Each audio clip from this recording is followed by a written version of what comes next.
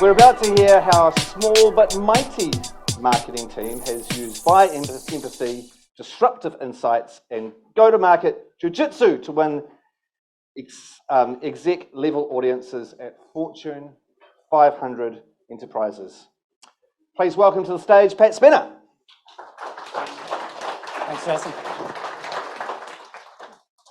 God, I'm realizing I'm wearing the same shirt that I have in this photograph. How embarrassing is that? I'm Pat Spenner. I run marketing and strategy with Capital Preferences.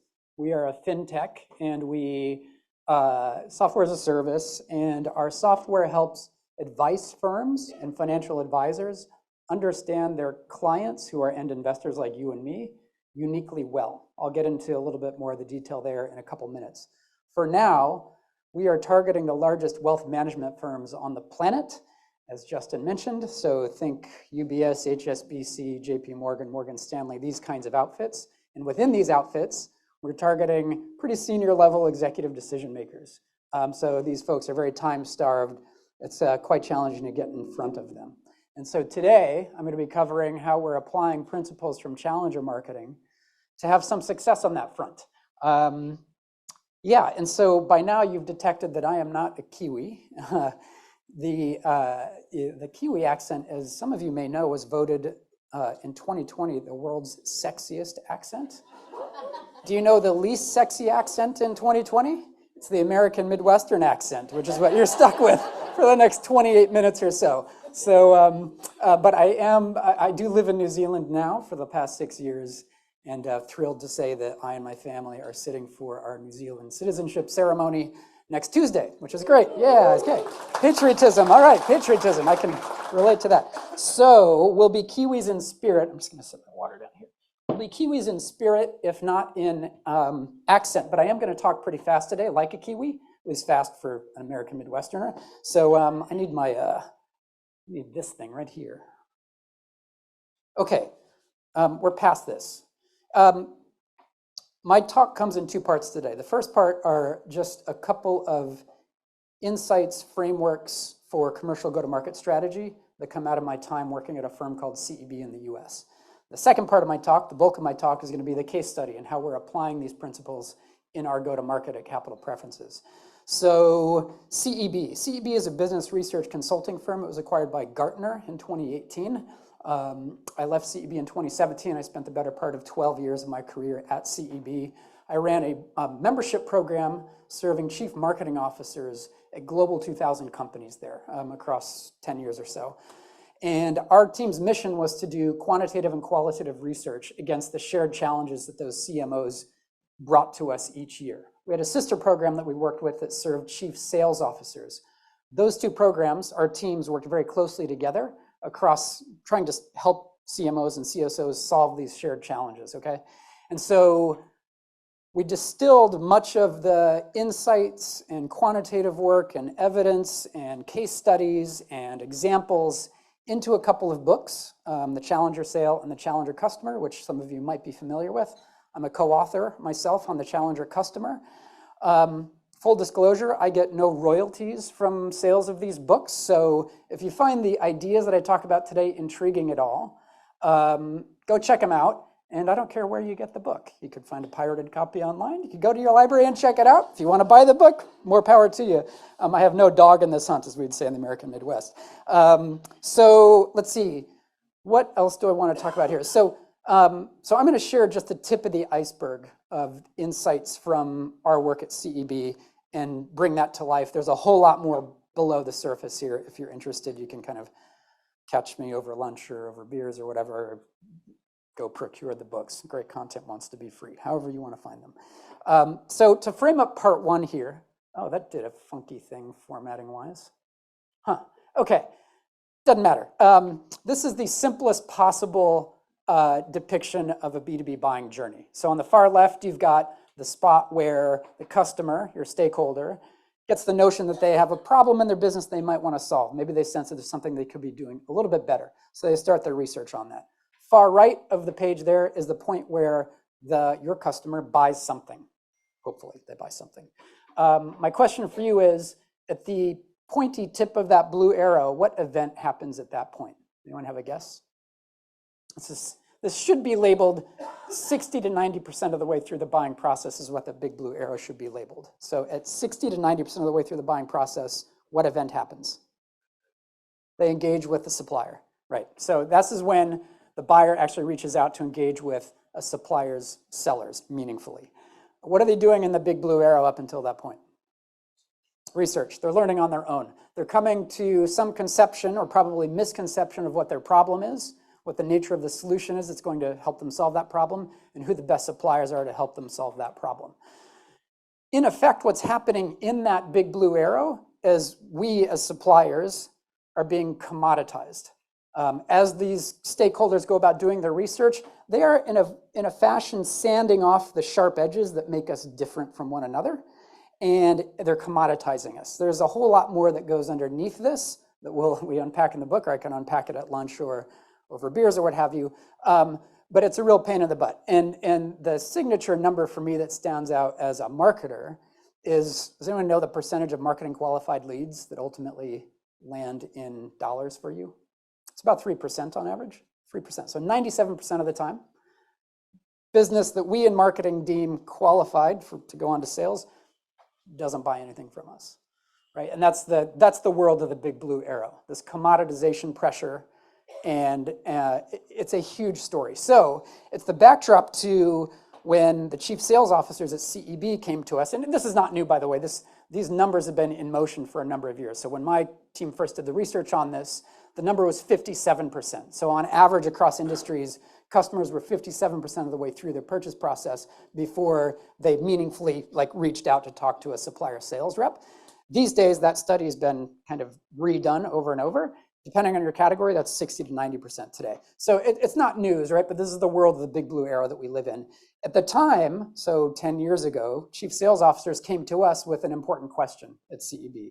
Their question was, in the world of the big blue arrow, what's the profile of the sales rep that's going to be the most successful? Because it's a different dynamic to selling these days, or it sure feels like it. They actually came to us in the teeth of the great financial crisis with that question. So like we did with all problems that they brought to us, we studied it with data. You know, tens of thousands of sales reps who participated in this research. This is one slide that's going to encapsulate like 4 chapters of the Challenger sale here. What you find when you look at the data is that nature gives us 5 profiles of sales reps. And the winning one in the world of the big blue arrow, it's no surprise by now, it's the Challenger profile.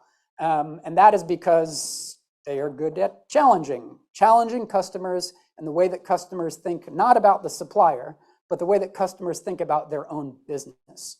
And they do that challenging in a way that leads uniquely back to the supplier that they're attached to. Okay, so that's what a Challenger rep does in a nutshell. There's a whole lot more behind that. So it's a very counterintuitive finding at the time. Most chief sales officers at the time would have bet at least a steak dinner, probably a lot of their personal wealth. The winning profile would have been a relationship builder.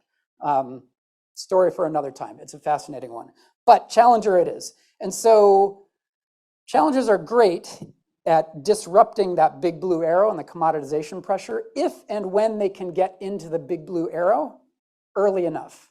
But customers really typically don't want to talk to sellers early on in their research, 10, 20, 50% of the way through. It's like, not yet, not ready, right? And so in marketing, what we came to find was the hallmark of best practice thought leadership was we need our content to simulate what challengers do. And we came to coin a term at CEB that we call commercial insight. These are insights that reframe the way a customer thinks about their own business in a way that leads uniquely back to you as a supplier. Commercial insight, reframe the way the customer thinks about their own business in a way that leads back to you uniquely. And if you can create a disruptive content learning path that sort of intercepts the prospect early on and brings them on the learning journey that favors you with your commercial insight, that's the name of the game. That's the name of the game. Ultimately, this is a story of doing a lot less content, but doing much higher quality content, okay? So we're gonna get into that. This is a Spark introduced confront framework. It's the second of 3 frameworks I'll share with you today to kind of set up why we're doing what we're doing at Capital Preferences. So we need Spark content that kind of nudges or provokes our target stakeholders to explore our commercial insight. We need to introduce content that unpacks the mechanics of our commercial insight. We need confront content that lets customers put the commercial insight into their own terms so the logic is inescapable for them. Ultimately, if we can do that, we can deliver to our sales teams high quality demand where we have not been commoditized, okay? Where customers are actually willing to pay for what we do uniquely well. One more framework, the A to B framework. A represents a customer's A state, their status quo, a set of observable behaviors that they are doing today. The B here is the customer's future state, a set of future observable behaviors that we would like the customer to engage in that encompasses use of our product technology solution, okay? Underneath the A and B observable behaviors are what psychologists would call mental models, a set of thoughts, beliefs, and assumptions about the world, or in this case, about the way that the customer's business works, that your customer stakeholders bring to the table, implicitly, explicitly. This is sort of what they believe to be true of the way their business makes money, saves money, reduces risk, how their customers get value from their solutions, et cetera, right? That's the mental model. That set of thoughts, beliefs, and assumptions gives rise to the set of observable behaviors in the A state. It serves to reason that if we want the customer to adopt a new set of behaviors that involves using our solution technology product, we need to get them to replace at least one, but probably several, of the underlying thoughts, beliefs, and assumptions in their A state mental model. So we're getting them to a new B state mental model. Does that make sense? So that's what we need to drive. Now, the thing that Challenger reps recognize is that no matter what you're selling, all sellers at the end of the day are selling the same thing. What would that be? Change. Because if you're getting a customer to buy your product for the first time, or buy an adjacent set of products that you offer, or buy a service wrapper that you put around your products, you need them to be changing something in their business where they're actually using your product or the service wrapper or the suite or whatever it is, right?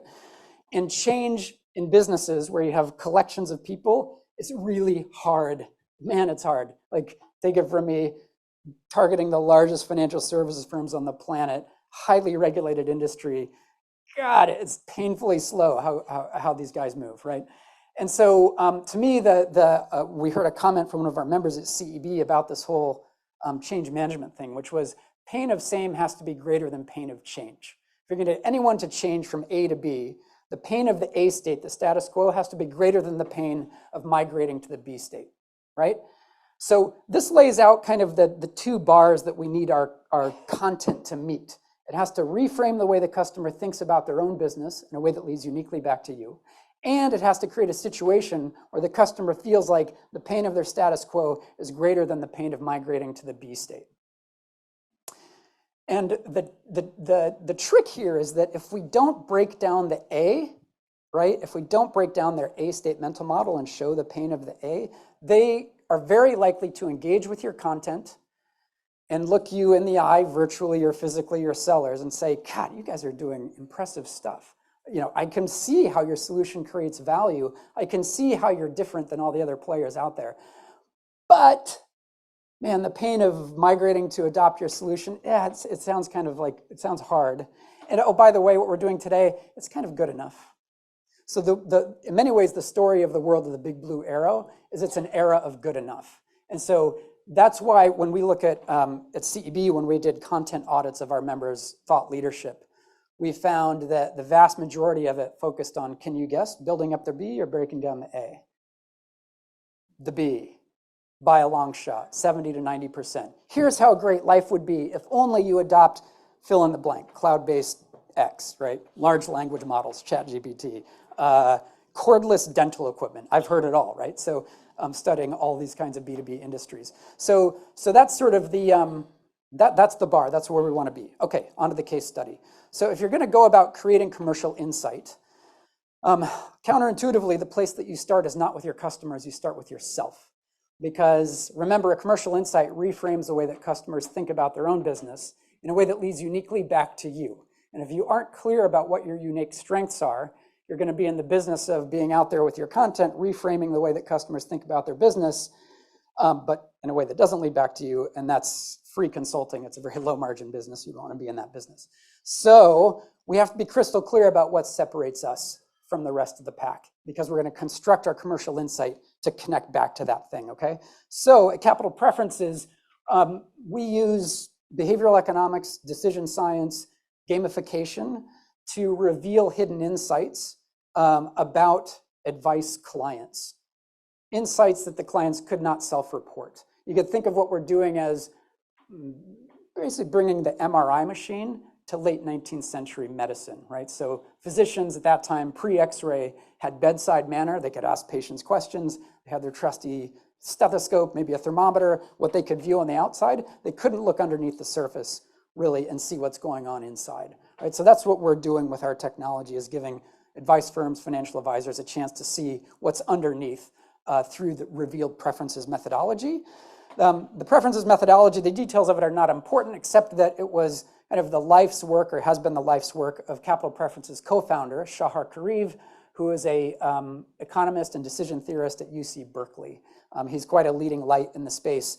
The gist of his methodology, revealed preferences, is that actions speak louder than words. So in the gamified experiences that we have clients play, they make decisions, and then we mathematically model their preferences from those decisions. We could tell a lot about things that they couldn't self-report from that modeling. Okay, so that's what we do. That's what we want to connect back to, are the methodology, the gamified experience, how those together create unique preference data about clients, and a unique set of insights that puts financial advisors in a great spot to better serve those clients. That's what we do uniquely well. We want to construct commercial insight that leads back to that. Okay, second step in creating commercial insight is to map the A-state mental model of your customer stakeholders.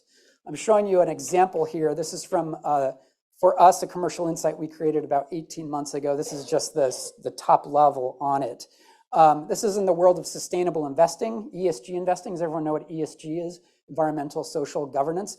In a nutshell, it enables investors like you and me to align our investments to our values. So if we think, or if I think, that climate change is the biggest problem facing us collectively, I can allocate my retirement savings into a set of investment products that are going to favor companies that are helping to solve the climate change issue, or at least who have a good record on that, right?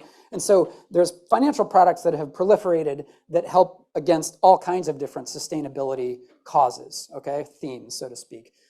Basic needs, diversity and inclusion, affordable household for everyone, et cetera, or affordable housing, I should say. So top level A to B, when we go out, what's underneath going and finding a customer's A-state mental model? Well, it's a lot of detective work. It's investigative journalism. So it's out there. We read a lot of white papers about how our customers, talk about sustainable investing, right? Mystery shop the websites, because implicitly they'll sort of enshrine their thoughts, beliefs, and assumptions about the way that sustainable investing works onto their websites. But crucially, we have to go talk to them. We have to go interview them. And outside the context of a commercial conversation, you can't do this in a sales ride-along. You need to go do this ideally face-to-face if you can, because you're trying to get into their heads and their hearts in some cases about how they think, in this case, about sustainable investing. Okay?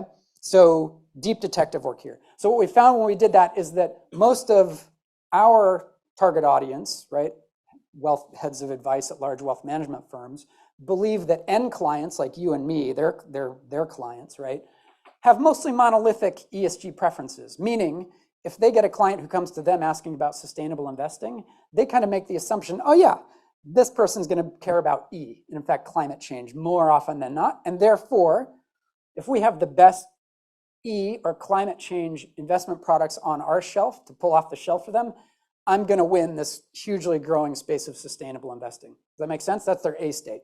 And it's no wonder, because financial services has forever been very product-led. And anyways, long story short, it's not a surprise that this is where they sit today, right?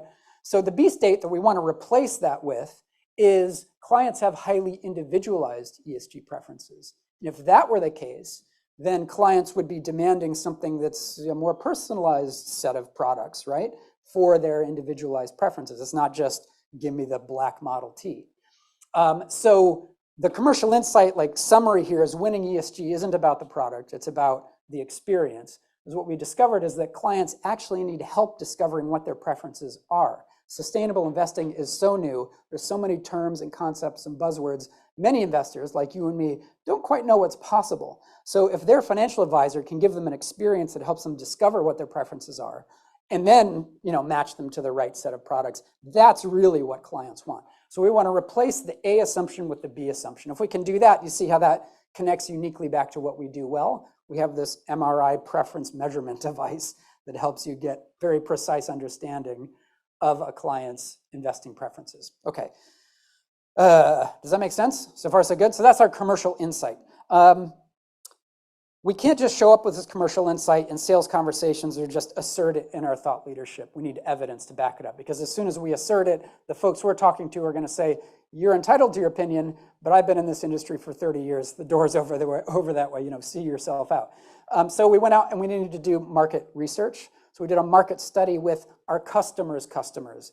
That's someone that our customers is going to listen to if we can bring compelling evidence from that group, right? So here what you've got are a couple of snippets from a market study plan that we did. On the left is the argument we'd like to make that basically encompasses our commercial insight. Very specific terms. These are hypotheses at this point. We don't know how much of this is going to pan out to be true, but we have a pretty good feeling that a lot of it is going to bear out given all the primary and secondary research we did. So it's important to step that out, because you won't find what you aren't looking for. It sounds really obvious now that I say it out loud. But if you're going to go out and construct a market study, you want to make sure that you're asking the right questions and pointing the market study at the right things, shining the light in the right spots to get a view on whether these hypotheses hold out, okay? So there's a lot of planning that goes into this market study and this commercial insight. So we ran the market study, 1,800 investors in 6 different markets around the world that are important to us: the US, the Netherlands, the UK, Australia, Hong Kong, Singapore. And we administered to these investors our revealed preferences product, which is basically revealed preferences of their sustainable investing preferences, as well as a multiple choice survey, like a standard survey, so we could understand their demographics, their finances, their attitude, their knowledge with respect to sustainable investing, their experience to date working with their financial advisor. We knit all that together. Happily, we found that about 80% of what we laid out by way of our hypotheses in that commercial insight panned out to hold water. And we constructed a commercial insight argument around that, which is embodied in this white paper, ESG is Personal. If you want to go check this out, you can. It's available for free on our website at the Insight Hub tab. ESG is Personal. The subtitle there is Delivering a High Confidence Sustainable Investing Experience. Our commercial insight is right in the title of the white paper. If you read this, this unpacks the whole commercial insight, right? The logic behind it and how our customers are getting sustainable investing wrong today. Our customers are not going to sit down and read necessarily a 20-page white paper without some prompting or some reason to go and do that. Like I said, they're very time-starved. So we need the Spark content. This is the Spark Introduce Confront framework that I'm coming back to here. Spark content, we created infographics that are market-specific that basically lay out in a compelling way the commercial insight with data focused on investors from that particular market, right? One for Hong Kong, one for Singapore, one for Australia. People love infographics. They tend to pass them around internally, especially if they challenge the status quo or challenge long-held thoughts, beliefs, and assumptions. So this is one way to spark. Another one, PR, of course. Really important to understand the top 3, 4, 5 kind of watering holes where your target audience goes to learn professionally. That's where you're going to pick them up early in the blue arrow. So for us, that's trade rags. These is PR trade rags from Dutch and Australian markets for us. And then we tried some organic and paid social. Paid social, targeted social doesn't pay for us. Our target audience is a bit too time-starved. They have minions to manage their LinkedIn accounts. And so it doesn't really make sense. We cut that experiment off pretty early. We still do some organic stuff just for future discovery purposes. This is key for us. Executive events, but specifically shared learning opportunities. So on the left here, you have an image of Shahar speaking at an executive briefing in Sydney, 20 senior decision makers. On the right, Simone Ster is sitting on the panel there. That's an EY private banking event that we got invited to speak at on the strength of our content, where we did not pay any sponsorship money to have presence there. Because if you're doing great content that disrupts the way that the industry or your target audience thinks about things, you can get invited to speak at these events on the strength of your content. So these are great, not just because we're in front of these audiences, but within the audiences, we often will get 2 or 3 stakeholders from the buying committee, because let's face it, it's a buying committee that buys B2B solutions these days, at that learning event. So imagine that's 30, 45, 60 minutes with 3 stakeholders who each had a slightly different A state mental model. But now we get the chance to bring them to a shared B state mental model. It's huge. It accelerates our sales cycle dramatically, creates momentum, right? For these guys to have a chance to mix it up with your commercial insight, hash it out, debate it, right? While you're there and you can directly respond to them. Because otherwise, you're left with a single stakeholder who maybe read your white paper, who's trying to go fight the good fight in their organization. They're not quite gonna engage and bring that torch with high fidelity to the rest of the stakeholders. So this is huge for us. Meaningful shared learning moments. Confront content.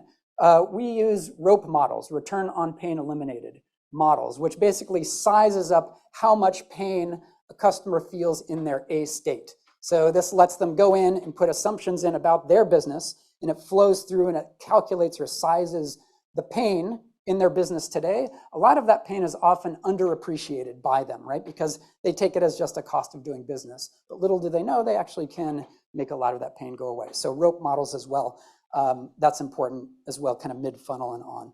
Okay, results to date. So one comment I'll make is that if you do a great commercial insight, it should have a shelf life of 2 to 3 years, unless you're in large language models and ChatGPT and AI that's moving too quickly. Most of us, it's gonna have a long shelf life. So this is from kind of chapter 1.5 of probably, I would say, a 4 or 5 chapter commercial insight for us. The metrics that we pay attention to are meaningful teaching interactions. We know who our target accounts are by market. We've got pretty good penetration of getting these 30, 45, 60-minute occasions to go through the commercial insight with our target stakeholders at these big accounts. Really pleased with that. Proofs of concept, we're looking to build long-term partnerships with these massive financial institutions. They always start with a proof of concept. And so this is an important commercial milestone for us. 4 of those with more in the pipeline. And then we're just about a month away from launching a major deployment with one of the global players in the space in Europe, where ESG investing is kind of forward of the other markets compared to the rest of the globe. And so we're super excited about that. So this is chapter 1.5. When you have the commercial insight, the ways that we're making more chapters is conducting the research in additional markets that we want to go into, or conducting research with different end clients across the wealth spectrum, right? Ultra high net worth, mass affluent, right? So there's many ways to get mileage out of a commercial insight, a good commercial insight when you land on it. So while we've got this baking, we have another commercial insight that we're doing the foundational research on right now that sits behind, what we're going to put into the market around a product launch for helping advisors serve couples more equitably. It turns out that today the non-household CFO quite often has his or her preferences overlooked by their financial advisors, wittingly or unwittingly. So there's an interesting one we're exploring there. Okay, last couple of slides. It was a small but mighty team, as Justin mentioned. Parts of these people here, Nick, who's a research analyst on our team, helps with the quant and the data and the evidence stuff. Maha, our designer, who helps make things look great and be engaging. Stephen, our marketing analyst, who critical to the effort, and then me kind of architecting the effort. By the way, I'm looking for a growth marketing manager. If that could be you or someone in your network who you know, and you're intrigued about disrupting the financial services industry with disruptive content, come talk to me, find me on LinkedIn, catch me in the hallway or at lunch or whatever. I'd love to chat with you. Last thing I'll part with is, across my career working with CMOs at very large enterprises and then being a CMO at a scale up, is the importance of identifying your unique assets and amplifying the hell out of them. And so for us, in your whole go-to-market strategy, for us, it's our unique method, data, and insights, which hopefully you've seen play through the commercial insight in my talk so far. It's this unique mind and thought leader we have in Shahar. He's 10% on capital preferences, 90% dedicated to his academic pursuits. So we have to be very judicious and thoughtful with how we amplify Shahar, but we do use him wherever we can on that front. And then we use a senior advisor-led sales model. I think I'm probably about out of time, but we tried account-based marketing, and after some initially promising results, it didn't pan out for us. We replaced it with a model that is like account-based marketing, I suppose. It's a different flavor of it that we call senior advisor-led sales. We basically have gone and hired part-time a set of seasoned, recently retired industry veterans who we have on our payroll part-time, and they are opening doors and setting up those shared learning experiences for us directly. So that dramatically is cutting our cycle time to get in. I'm happy to talk with you more about that offline if you'd like, if you're interested in that, if you're playing around with ABM and are hitting any walls or anything. Okay, thanks for letting me share my story. Hope you enjoyed it.